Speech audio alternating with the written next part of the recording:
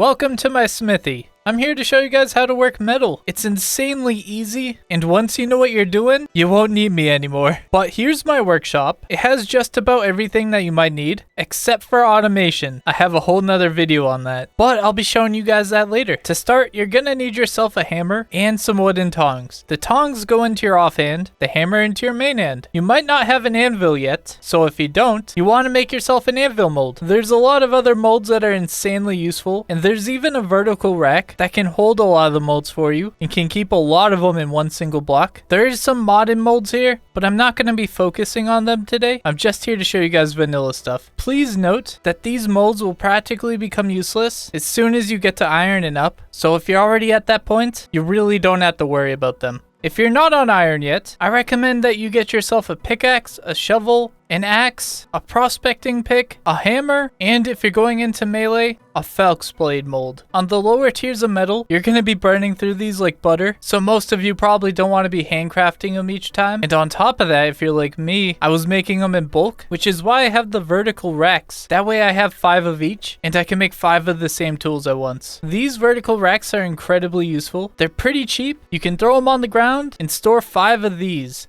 But obviously, it can't store something like an ingot mold, which is another mold that you absolutely want. You can see here I have an insane amount, and honestly sometimes I wish I made more than this. And of course you want the anvil mold to create your first anvils. On top of that, you're gonna need some crucibles. One will do, but if you're trying to do multiple things at once, multiple crucibles would be nice. You're gonna need some fire pits ready, and depending on how many you want to do at once, determines how many fire pits you need. You're gonna need a forge. This allows you to throw any metal ingots into there, or items that you've been working on that went cold in with some charcoal, which you can take a torch and light. In theory, you only need 1 piece of coal into this, and you can just use any sort of coal. Doesn't need to exactly be charcoal, and you can throw 1 into there. However, it might not reach its max temperature, and if you're doing multiple things at once, by the time you're done the last thing, it might just be cold again. A forge is super cheap, and it only requires a little bit of cobblestone in a shape like this. So now that you know what you guys need, let's get into it. By the way, I have freedom units on, so it's in Fahrenheit, but it doesn't matter because we can just match the numbers. And lastly, you're gonna need some sort of coal. If you hover your mouse over the coal, you can see its burn temperature. That's how hot it can get. And if you hover your mouse over the kind of metal that you're trying to smelt,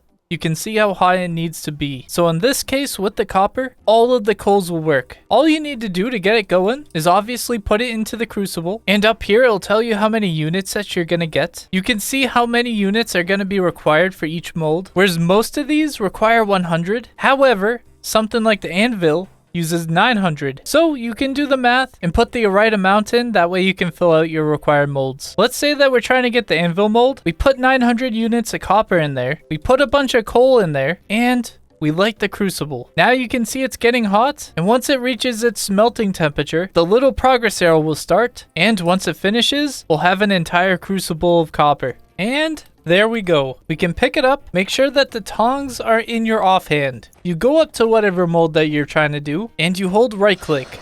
Now you just wait. You look at the number go up, slowly starting to fill, and eventually it's done. You can put away the crucible, and we just gotta let this sit. It used to be that if you poured water onto it, it would cool it down. That is still the case. However, if you do that, there is a chance that the entire mold could break and all the metal inside of it will get wasted. So how about we be patient and let it sit? In the meantime, I'm gonna show you guys how to use a hammer to make tools manually. We just gotta heat this up first, and you'll see it noticeably change color when it starts to get hot. And there we go, it's truly glowing. Let's grab one. You hold shift and right click onto the anvil, and you can go through this entire menu of things that you want to make. One of the first things that you're probably going to want is a copper saw blade. So you click on it, and when you hold out your hammer, you can see exactly where we need to hammer it out into. You can right click it to spin it. That way you don't have to keep rotating around the anvil. And if you press F, you can see all these options. I'm going to mess it up just for you, but the first one is heavy hit. You hit it and it goes all over the place. This is great for something like plates, where it's a big, large, flat surface. Then we have all the directions and one that's split, which just removes a piece. If you have one like this, that is no longer in the bar, and it doesn't fit any of this, but you still want to use it, you can click upset up and hammer it back on. But if you try to hammer something like here in the middle, it won't go up. It needs to be a corner piece and it'll go up. So now all you gotta do is you gotta play around with these. You gotta hammer them into the little green squares. Over time, it'll get extremely easy and it'll feel incredibly natural to you. So just have fun with it. No need to rush. If it goes cold, you can always just drop some coal into here again. Light it. Then you can pick it back up and you can drop it into here. You'll see the number go up. Once it hits the temperature that you're looking for, you can pick it back up, place it back down, and you can continue working. Now, some things are going to require multiple ingots. Like you can see this plate right here. This amount is impossible to spread out into all this. So you can take another ingot and you place it on top. But this isn't the only way to get a plate. If we come up here into my automation, I can get my health hammer going and I can just drop this on and you'll see it's going to continue to do it for me. It magically pieces it together. It removes all the extra pieces and it makes this process so much easier. However, it requires a bit of upstart to get this all going. And you might think this is unnecessary at first because you like smithing, but when you're trying to make 50 lanterns or so, you start to really like the health hammer. Now that we have that done, and you know how to do some light smithing, you know how to get some copper going, there is a couple more that you can do, and I'm just gonna bring up this website for you. I highly recommend that you check it out. I'll link it into the description. But say you want to make tin, it's not just 1-to-1. It's actually 9-to-1 as you can see, and it does the math for you. So you know exactly how many to put in, and it's amazing. This goes for a lot of them. Like there's a special kind of bronze that requires silver, gold, and copper. You just use the slider to tell it how many ingots you want, and it tells you exactly how much you need. And there's a lot of options here, but you'll notice that iron and steel is mysteriously not on this. So that being said, let me show you how to make some steel. So the first thing that you're gonna need for this is some fire clay. You can find it around bauxite or under black coal. You make it into a little square pattern like that, and you'll get raw fire clay bricks. You kiln the bricks, which can stack up to 12 by the way, and after you cook it, it'll just turn into regular fire clay bricks. Now what you do is you can make a bloomery by aligning these bricks in this pattern. Once you've got a bloomery, you can make a bloomery chimney by doing this pattern. You can throw the bloomery down and you're gonna need some iron nuggets, which comes in the form of these three right here. So you got the hematite, the limonite, and magnetite. If you mine any of these, it can be turned into iron. So what you do with them is you go up to the bloomery and you just hold right click onto it. It'll fill up at 120. Then you gotta fill it with charcoal, which it can hold 6. You take a torch, you hold right click, and it'll get going. In 10 hours, we'll have some iron blooms. So I like to do that right before I go to bed. Then I sleep, and when I get up, it's mostly done. Just has 32 minutes left. Now it's done. So you can see it's still pretty hot. So make sure you still have the tongs in your offhand. Take a pickaxe and break the bloomery. It gives you some of your fire clay bricks back, and it gives you 6 iron blooms, depending on if you filled it up or not. You can take the blooms, you place it down on the anvil. With the split option, it's your job to break this slag up, all the little black pieces on it. You just gotta remove them all real quick. Then when it's gone, you gotta shape the ingots. Now there's a chance that there's not enough cubes to fill up this entire ingot. It looks like I do here, so I won't have any issues. However, some of them will. You can let a health hammer do it for you. You'll never have that problem. It will always be able to finish it no matter what, even if it doesn't have enough resources. And in my opinion, this is the best way to do it. And there you go.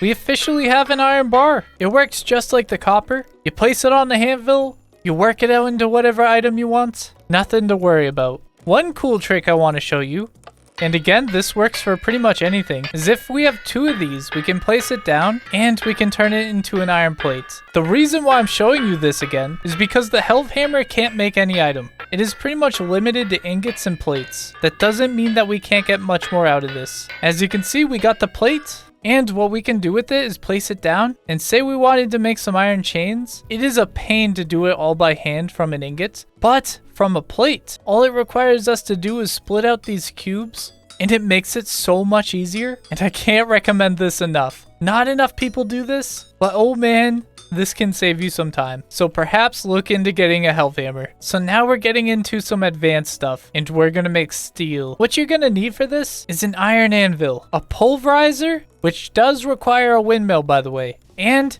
it requires you to have a refractory brick oven, otherwise known as a cementation furnace. I'm probably saying that wrong, which is why I like refractory oven. Your main hurdle for this is to get these refractory bricks. They are quite expensive, and if you want to make the tier 3 ones, it requires crushed quartz, crushed bauxite, crushed olivine, and crushed ilmenite, all of which can be found with prospecting, except for the olivine. It also requires fire clay, by the way, I want to make that clear. On top of that, mortar, which is going to require lime, which, as we all know, can be a pain to find. But that being said, there is 3 tiers of bricks, and the first one is much easier to find. It's just quartz and bauxite. The bauxite can be a little bit trickier to find. However, quartz is one of, if not the most common kind of ore to find. So the first thing that you need to do is get yourself an iron anvil. It is not made like the previous anvils where we poured a mold. You need to smith out the bars into the 2 pieces, the iron anvil base and the anvil top. You gotta throw the bottom into a forge. Same thing with the top. You get them both lit up, and you're gonna need to find borax. Borax is kind of difficult to find, but you can do it with prospecting. You take it and you throw it into a quern. You can see here that you don't need it to be powered. You can just hold right click onto it and it'll keep going itself. However, if you have the automation already, you can just let automation deal with it. But it isn't really that necessary for this. You only need a couple. So once that these are hot, you pick up the bottom, you place it down, then you place some borax on top of it. It only takes 1. You pick up the anvil top, you place it on top, and you take your hammer, and you just keep whacking it. And it'll finish and it'll stop glowing. It's really just that easy. Now let's make an iron anvil. Now for the other materials that are required for the refractory brick oven. You need quartz and bauxite, and you're gonna need the pulverizer. What you can do if you're trying to do this without the little bit of automation that I have here, and you guys might not have this little hopper system I have here, but you can do it by hand. You just right click onto it and it'll stuff it in. But for me, I just get to throw it into the chest. I'm gonna do 1 of each into each chest, and you can see it just burn right through it. I am telling you, this is so worth it, and I would not make steel again without doing this. So please go watch my video on automation. This will save you so much time. So to get these bricks up, we're gonna go with tier 1s for now. We just got 2 stacks. However, I'm just gonna make another 2 to make sure I'm good. Each tier of brick breaks a lot quicker. As this is my refractory brick 3 oven, it is lasting multiple bakes. However, a tier 1 oven will probably last only 1. I have beehive kilns, which makes this process go so much quicker, and it can hold a ton without me spending too much fuel. But just know that you can use the regular kilns and it'll work just the same. I close the door and I get it lit. And in a little bit, those will all cook up. By the way, if you're curious about this kiln, there's a section of this video where I show you guys it and how to make one. So other than the bricks, what you're gonna need is an iron door and a coffin. It doesn't need to be granite. It can be any of the blocks. It does require you to get some regular rocks and not just the little stones that come off. Use a chisel and hammer to turn into a coffin. You make 2 of these and you make 2 lids, which also does require 2 borax. Now you're also going to need some mortar. So one of the first things that we need to do is we need some quick lime. So you throw some lime into a campfire, you put some coal under it, and you cook it up. Very soon they'll turn into quicklime, and it'll only create half of the amount of lime that you put into there. So in this case, we'll get 126. After it's done, you need to fill a barrel with water. So I'm gonna fill it up with 30 because it takes 4 lime to each liter of water to turn it into slaked lime. You just throw it in and you're good to go. However, that being said, it is 1-to-1. And as you can see, I can drop my sand into here, which is the next step. We can't drop a stack that's bigger than that to match the 120. So we're just going to grab our buckets, and anything extra, I'm just going to throw into a different bucket. But now this says 60, which I can in fact make a stack of 60 sand. So I'll drop it in, and bam, 480 mortar. All you have to do is drop the mortar into the middle of your crafting bar, take your bricks, and wrap it around. It'll turn it into these big bricks, which are capable of being used to build. All the steps above work with any of the tiers of bricks. However, tier 3 does require you to have steel pounder caps, whereas the other 2 require you to have iron pounder caps. So you have to do this at least once with tier 1 or tier 2. But if this is the second time you're doing this, do everything the same, but just add the extra resources when you're trying to make the bricks. Now to get this started, it's incredibly easy. With the bricks, you also need to craft yourself a refractory brick rating. It's made almost exactly the same as the other bricks that we made. However, we leave out the bottom one and the top one. Now we take the grating, we place 2 of them, we put the coffins on them. We add the lids, and we can shift click the coffin itself, and it gives us this outline so we know where to place everything. So we can start this by adding more grading here and here and here and here. We add bricks in the front, and we place a door right there. Now all the other blocks shown just need to be filled in with the bricks. And once you've placed all the bricks, it should almost be done. Now there's one last thing that we need to do, is we need to make a path under it. What I like to do is I fill in this 2x3 at the very end, so you can see it lines up with the gradings. Then I place 2 slabs on the sides. For now, I'm going to place a slab there, but I'm going to add this to it. That is just a chiseled up block. It doesn't even need to be this. And alternatively, if you really wanted to, you can make it slabs. It would make it a little bit more difficult, but that's fine. I like the chisel block there. You can get really close. And the reason why we did this is so that we can place coal into here and we can see it and reach into the back. And this right here stops the coal from spilling out onto you and hurting you. So now we're pretty much done. You hop into the furnace, you go up to the coffin, you place some charcoal, 4 things of ingots, charcoal, more ingots, charcoal, ingots, charcoal, ingots. Then one last thing of charcoal. You place the lids back on top, and when you hover over it, it says it's ready to be fired. By the way, just as a quick note, you have to fill this up completely. I didn't do that one time, and I was so confused, and I waste so much coal trying to get it all fired. So make sure you fill it completely, please. But once you're ready, you just fill this up with coal, and as you can see, it stays in place, doesn't fall onto you. Then you light it, and there you go. Now, if you run up to the door, you're gonna get burned if you stand here. However, you can open the door, but if you hover over the coffin, you can see its progress. Right now it's at 0%, but over time it'll complete. You're gonna have to come back here and refill this every once in a while, and it's really easy with this little thing that we made here. If it goes out, it's completely fine. It won't stop the progress. It just won't continue, and you can resume at any point. So after about a week and 40 charcoal, it's now complete. You can see it says it's complete, and all we gotta do is we gotta break into it. It might be hot, so you might want the tongs on you, depending on how quickly you noticed it was done. But we got 16 blister steel. Now here comes the last step, okay guys? I know this has been a bit much, but we're finally getting there. We're just gonna light it in the forge, make sure it's really hot. And once it is, you can pick it up, drop it on an anvil, which, by the way, an iron anvil works for this perfectly fine. And you gotta remove the slag again. You remember this from the iron. Luckily, this is a bit easier to shape and shouldn't cause you too many issues. So yeah, that's how you do it. However, that being said, you know where I'm gonna go with this. Why would we do that by hand when we have automation? Actually, I can answer that for you. Because the wind dies down and sometimes you gotta do it by hand. But if the wind is actually going, you can just let the health hammer do it for you. So much easier, so much lazier, but it gets the job done most of the time. Anyways guys, I hope this helped you. Smithing is really not that complex, and the hardest part about it is the steel. But even that is pretty easy, as long as you can find the materials, which I do know that can be a pain. But anyway guys, thank you so much for joining, and I'll see you next time.